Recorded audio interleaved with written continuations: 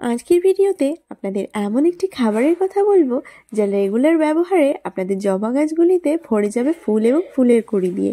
সাধারণত জবা গাছগুলিতে সারা বছরই একটা বা দুটো করে ফুল আসতে থাকে।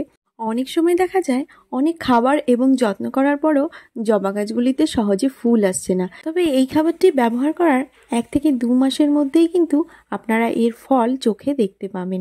এই খাবারটি আপনাদের কেনার জন্য কোথাও বাইরে যেতে হবে না, কোনো পয়সা খরচ করতে হবে না। সাধারণত এই খাবারটি আমাদের প্রত্যেকের ঘরেই অ্যাভেলেবেল থাকে। যদি আপনার জবা গাছের পাতাগুলো ধীরে ধীরে হলুদ হয়ে আসতে থাকে বা গাছের সঠিক যত্নের পরেও কিন্তু সঠিক গ্রোথ আপনারা দেখতে না পান, তাহলে এই খাবারটিকে আপনারা অবশ্যই বাগানে ব্যবহার করতে পারেন। এই খাবারটি যুগ যুগ ধরেই বাগানপ্রেমীরা নিজেদের বাগানে ব্যবহার করে আসছেন, আর এই খাবারের কোনো রকম সাইড এফেক্ট নেই। আমাদের প্রত্যেকের বাড়িতেই কম বেশি মেডিসিন কিন্তু আসতেই থাকে, আর অনেক সময় দেখা যায় সেই মেডিসিনগুলোকে আমরা ব্যবহার না করার ফলে কিছুদিন পর এক্সপায়ার হয়ে যায়, আর সেই মেডিসিনগুলোকে আমরা ডাস্টবিনে ফেলে দিই। কিন্তু আপনারা কি জানেন, অনেক বিজ্ঞানীরা এটা পরীক্ষা করে বলেছেন যে এক্সপায়ারি ডেটওয়ালা মেডিসিনগুলো যেগুলো আমরা ব্যবহার না করে ডাস্টবিনে ফেলে দিই, সেগুলো আমাদের গাছের জন্য অনেক উপকারী। এই মেডিসিনগুলো কয়েকবার বাগানে ব্যবহার করার পরে কিন্তু আপনারা লক্ষ্য করতে পারবেন গাছের বৃদ্ধি দ্বিগুণ হয়ে গেছে। পাশাপাশি গাছের পাতা হলুদ হয়ে যাওয়ার যে সমস্যা আপনারা সম্মুখীন হয়েছিলেন, তাও কিন্তু ধীরে ধীরে কমতে শুরু করবে। গাছের পাতাগুলো আগের থেকে আরও বেশি সতেজ ও সবুজ হবে। আর এছাড়াও যে গাছের বৃদ্ধিগুলো আপনাদের থেমেছিল, সেই গাছের বৃদ্ধিতেও কিন্তু সাহায্য করবে। আমরা টবে যখন গাছ করি, ধীরে ধীরে সেই মাটির উর্বর শক্তি কিন্তু কমে আসতে থাকে। অনেক সময় দেখা যায় যে মাটি ধীরে ধীরে অনুর্বর হয়ে উঠছে, সেই মাটিতে গাছ আর সহজে বৃদ্ধি হচ্ছে না। আর দেখবেন রাসায়নিক সার ব্যবহারের ফলেও কিন্তু বাগানের মাটি একদম অনুর্বর হয়ে যায়, দ্বিতীয়বার সেই মাটি আর ব্যবহার করার উপযুক্ত থাকে না। তো এই খাবারটি গাছে ব্যবহার করলে টবের মাটির উর্বর শক্তিও বৃদ্ধি পায়। অনেক সময় দেখা যায় আমরা গাছে সঠিকভাবে খাবার প্রয়োগ করার পরেও গাছ কিন্তু সেই খাবারটা নিজের মধ্যে আয়ত্ত করতে পারে না। তো সেই জন্যে আপনারা এই মেডিসিনটি যখন গাছে ব্যবহার করবেন, দেখবেন ধীরে ধীরে গাছের এই ক্ষমতাটাও বৃদ্ধি পাচ্ছে। যে কোনো গাছে ফুল আনতে সাহায্য করে পটাশিয়াম বা পটাশ। তো এই পটাশের জন্যে আমরা জৈবভাবে কলার খোসাকে ব্যবহার করে এসেছি অনেক দিন ধরেই। আমি এর আগেও আপনাদের বলেছিলাম যে জৈব পটাশের সোর্স হিসাবে আমরা কলার খোসাকে কিভাবে ব্যবহার করতে পারি। তো এই কলার খোসাগুলোকে আমি একটু রোদে শুকিয়ে নিয়েছিলাম। আপনারা চাইলে সরাসরি কাঁচা খোসাকেও এই খাবারের জন্য তৈরি করে নিতে পারেন। তো কলার খোসাগুলোকে আমি হালকা করে রোদে শুকিয়ে নিয়ে তারপর ছোট ছোট পিস করে কেটে নিচ্ছি। এরপর আমি একটি পাত্র নিয়ে নিচ্ছি, এটি একটি জার নিয়ে নিলাম, আর এই জারের মধ্যে কলার খোসাগুলোকে দিয়ে ভর্তি করে দেব। তো এখানে 4-5টা কলার খোসা রয়েছে, এর থেকে কম থাকলে কমেও কোনো সমস্যা নেই। 2টো বা 1টা কলার খোসা নিলেও আমাদের হয়ে যাবে 4টা বা 5টা জবা গাছের জন্য। যদি আপনাদের কাছে আরও বেশি গাছ থাকে, তাহলে আপনাদের আরও কিছু কলার খোসা এক্সট্রা নিতে হবে। তো এখানে আমি 1/2 লিটারের মতো জল দিয়ে 4-5টা কলার খোসাকে ভিজিয়ে রাখছি। তো ভেজানোর জন্য এটাকে আমি মুখটাকে লাগিয়ে একদিন ভিজিয়ে রাখবো, মানে 12 থেকে 24 ঘন্টা ভেজালেই হয়ে যাবে। তো আজ আমি ভিজিয়ে রাখছি, কাল সকালে গাছে এটা ব্যবহার করব। ফিরে আসছি 24 ঘন্টা পর। তো এর মধ্যে কলার খোসাগুলো যে আমি ভিজিয়ে রেখেছিলাম, তার জল কিন্তু ছেড়ে দিয়েছে। দেখুন জলটা পুরোটাই কালো কালো হয়ে গেছে।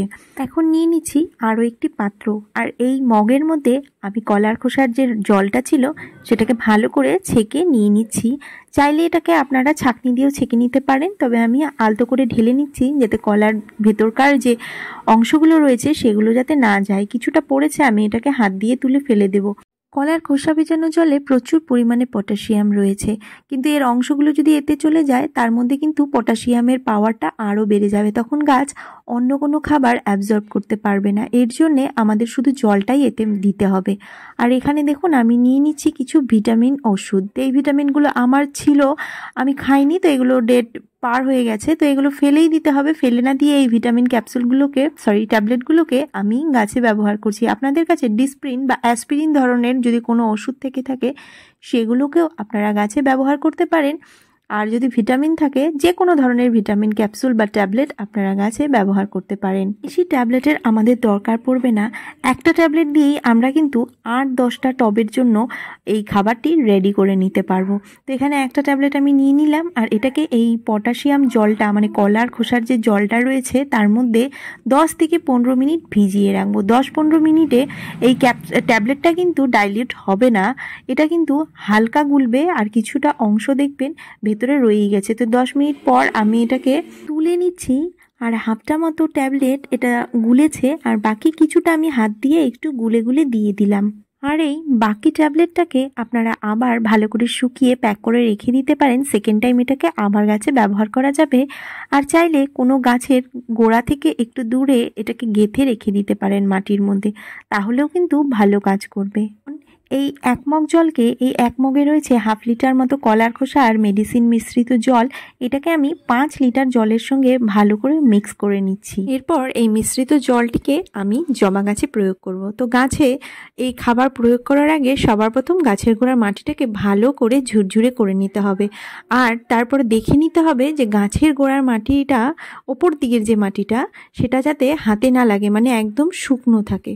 শুকনো মাটিতেই এই খাবারটি আমাদের প্রয়োগ করতে হবে, তাহলে গাছ খুব ভালোভাবে খাবারটিকে অ্যাবজর্ব করতে পারবে। পাত্রের সাইজ অনুযায়ী 1 থেকে 2 মগ বা 3 মগ পর্যন্ত খাবারটা আমরা গাছে প্রয়োগ করতে পারি। তবে একটা জিনিস অবশ্যই মাথায় রাখবেন, এই খাবারটি আমরা যখনই প্রয়োগ করব সেটা সকাল বা সন্ধেবেলা, কখনোই চড়া রোদে এই খাবারটিকে আমরা গাছে প্রয়োগ করব না। এই গাছগুলোতে অলরেডি কুড়ি আছে, ফুল ফুটছে, সেই গাছগুলোতে আমরা মাসে 2 বার করে এই খাবারটিকে ব্যবহার করতে পারি। আর যেই গাছে এখনও ফুল আসেনি, গাছটি অনেক দিন হয়ে গেছে তারপরও ফুল হচ্ছে না, সেই গাছে সপ্তাহে 1 দিন করে এই খাবারটিকে আমরা প্রয়োগ করব। তবে বৃষ্টি হলে বা গাছ যদি কোনো কারণবশত ভেজা থাকে, তাহলে কিন্তু এই খাবারটিকে গাছে প্রয়োগ করা যাবে না। সদ্য বসানো কাটিংয়েও এই খাবারটিকে আমরা ব্যবহার করতে পারি, বা ছোট্ট চারা যেগুলো কাটিং থেকে তৈরি হয়ে গেছে, তাতেও কিন্তু আমরা এই খাবারগুলোকে ব্যবহার করতে পারি। যদি আপনাদের কাছে কলার খোসা না থাকে, সেই ক্ষেত্রে শুধুমাত্র মেডিসিনকেও আপনারা একই পদ্ধতিতে জলে গুলে গাছে ব্যবহার করতে পারেন। তবে সেই ক্ষেত্রে কিন্তু পটাশের কাজ করবে না, শুধুমাত্র গাছের পুষ্টি এবং বৃদ্ধিতে সাহায্য করবে। এই খাবারটির প্রয়োগ কিন্তু সত্যি অসাধারণ। মাত্র 1 থেকে 2 মাসের মধ্যেই আপনারা কিন্তু এই খাবার প্রয়োগের ফলাফল হাতে নাতে পাবেন। এটি যেমন গাছে ফুল এবং কড়ি দিয়ে ভরিয়ে তুলবে, সঙ্গে কিন্তু ফুলের রঙকেও করে তোলে আরও উজ্জ্বল, এবং ফুলের সাইজও দেখতে পাবেন আগের তুলনায় অনেকটাই বড়। অনেক সময় দেখা যায় শীতকালে ফুলের সাইজগুলো অনেকটা ছোট হয়ে আসে। শীতকালে এই খাবারের প্রয়োগ কিন্তু সত্যি অসাধারণভাবে কাজে দেয়। জবা বাদেও আমরা কিন্তু এই খাবারটিকে অন্যান্য ফুল গাছে বা ফল গাছেও প্রয়োগ করতে পারি। এটি কিন্তু সব গাছের ক্ষেত্রেই অনেক ভালো কাজে দেয়। তবে যেহেতু জবা গাছটা প্রায় আমরা প্রত্যেকেই বাড়িতে করে থাকি, জন্যে আমি এই খাবারটিকে জবা গাছে প্রয়োগ করে আপনাদের দেখালাম। আপনারাও আপনাদের বাড়ির ফুল গাছে এই খাবারটিকে একবার ব্যবহার করে দেখতে পারেন। ফলাফল কী পাচ্ছেন তা অবশ্যই আমাকে জানাতে ভুলবেন না। আর আজকের ভিডিওটিকে আমি এখানেই শেষ করব। ভিডিওটি কেমন লাগলো তা কিন্তু কমেন্ট করে আমাকে জানাবেন। আর ভিডিওটি দেখে যদি একটু উপকৃত হয়ে থাকে, তাহলে পরিবারের একজনের সাথে ভিডিওটিকে অবশ্যই শেয়ার করবেন। আর আমার চ্যানেলে যদি নতুন এসে থাকেন, তাহলে কিন্তু চ্যানেলটিকে সাবস্ক্রাইব করে রাখতে একদম ভুলবেন না।